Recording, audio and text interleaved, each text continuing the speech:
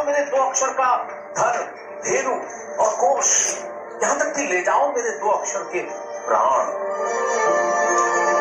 लेकिन नहीं दे सकता मैं आपको मेरे 2 अक्षर का राम। ये सुनते ही गुरु विश्वामित्र ने कहा, ये दशरथ, आपका पुत्र प्रेम अपार है, तभी तो प्रभु ने जन्म लेने के लिए किया आपको स्वीकार है और दिया आपको पिता का अधिकार। सोचिए, तो पिता अपने बेटे से दूर होने के विचार मात्र से अपना सब कुछ त्याग देने को तत्पर थे वे। उन पर क्या बीती होगी जब उन्होंने कैकेयी के कहने पर उसी बेटे को 14 वर्षों तक वनवास सुनाया होगा। ये कहानी सिर्फ वनवास की नहीं है, सिर्फ वचन की नहीं है, सिर्फ शासन की नहीं है। राम बसे श्वास श्वास, राम है सेतु सेतु, राम है शिलाओं में, राम है अक्षर अक्षर, राम हर विधाओं में, ज्योत्सना में राम राम, राम सूर्य के सवेरों में, आस्था का रूप राम, राम शबरी के बेरों में। मुझे गुजराती लेखक विनोद भट्ट जी की एक कहानी याद आती है। राम की वानर सेना में नल और नील नाम के 2 वानर राम का नाम लेकिन उसे पानी में छोड़ दें और पत्थर तैर उठे। जब शिलाएं पानी में तैरने लगी तो सेतु बनने लगा, लेकिन ये समाचार, ये सूचना जब लंका तक पहुंची तो जनता में बेहद हाहाकार मच गया। जिस राजा ने हम पे हमला किया है उसके नाम के पत्थर तैरते हैं तो हम क्या करेंगे? इतना परेशान जनता को देखकर रावण ने कहा कि ना, भय की जरूरत नहीं, आइए मेरे साथ। रावण जनता को अपने दरबारियों को लेकर समुद्र के किनारे जाते हैं, एक पत्थर उठाते हैं, उस पत्थर पे रावण लिखते हैं, उसे पानी में छोड़ते और वो पत्थर भी तैर उठा। जनता बेहद प्रसन्न, बोले हमारे राजा को भी ये कला आती है। सब लौट गए, रावण भी घर लौटे।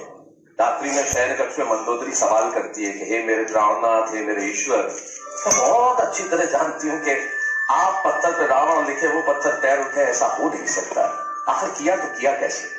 रावण ने कहा ठीक कहती हो देवी, मेरे नाम के पत्थर नहीं तैर सकते, मैंने तो एक शिला उठाई, एक पत्थर लिया, उस पर रावण लिखा, उसे पानी में छोड़ा और कहा तुझे श्री राम की सौगंध अगर डूब गया तो। दानवता का आलाप था,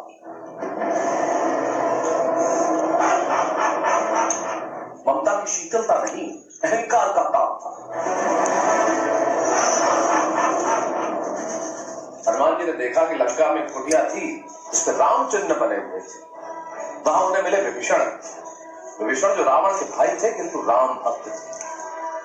वो रावण जो प्रभु श्री राम को हराने के अहंकार और माता सीता को अपने बनाने के लिए हट में आवा था, लेकिन विभीषण ने बता दिया कि राम भक्ति का संबंध और रक्त के हर संबंध से बड़ा था।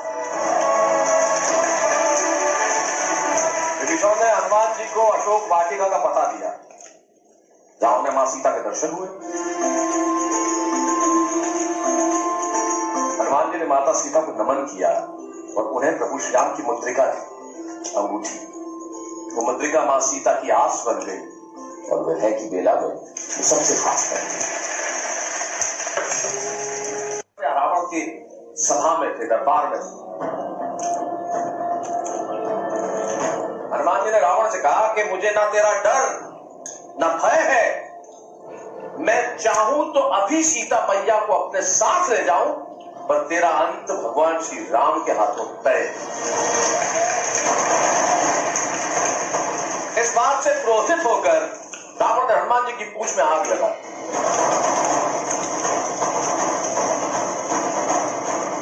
उस जलती हुई पूंछ से हनुमान जी ने सोने की लंका को भस्म कर दिया।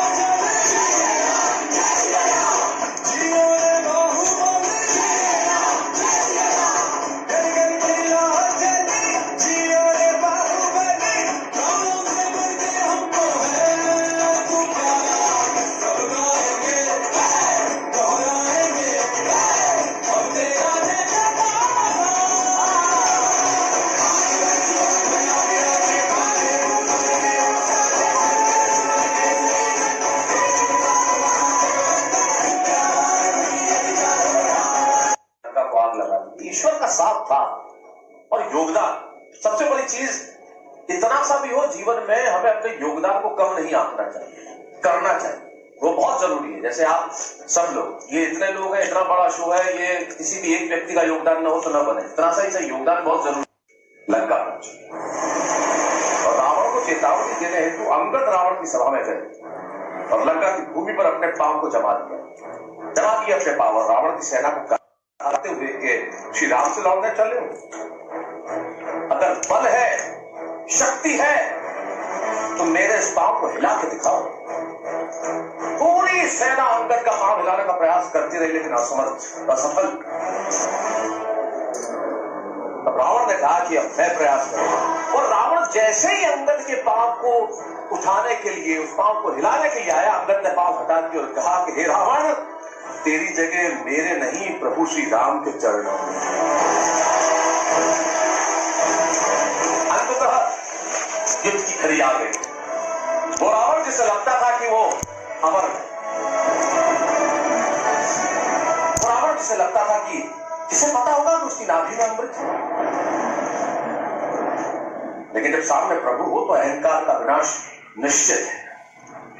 प्रभु ने रावण की नाभि में अग्निबाण छोड़ा, रावण का अंत हो गया।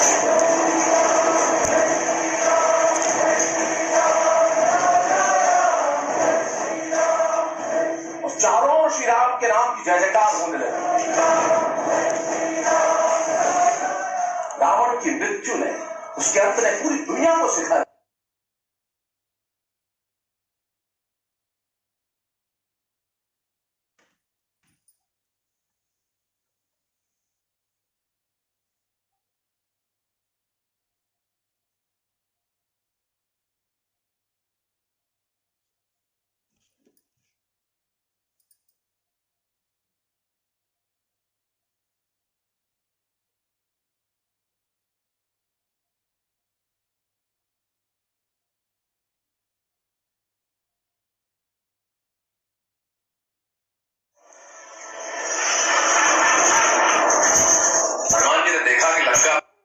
सबसे शक्तिशाली पुरुष अगर उद्देश्य बुरा हो तो तुम्हारी मृत्यु की अच्छी हो।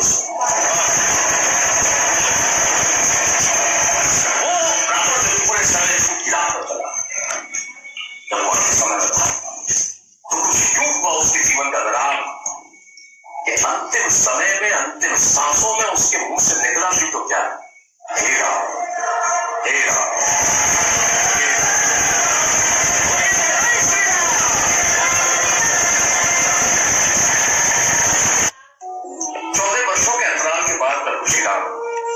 माता सीता और लक्ष्मण जी के साथ अयोध्या पुनः लौटे।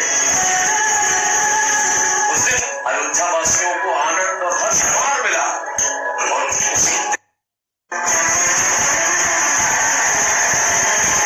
ये 5 कर्म जिनसे जीवन बना, ये 5 रामायण का हिस्सा है।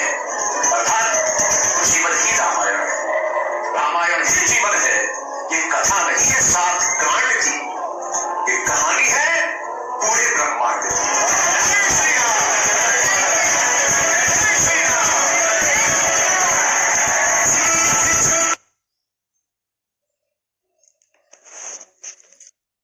मनवास की कहानी है। हमें मानते हैं जीवन, मानव शरीर माना गया है कि जब ये रावण का अहंकार उन्हें अग्निबाण से रावण का अंत किया और फिर आकाश मार्ग से अयोध्या लौटे।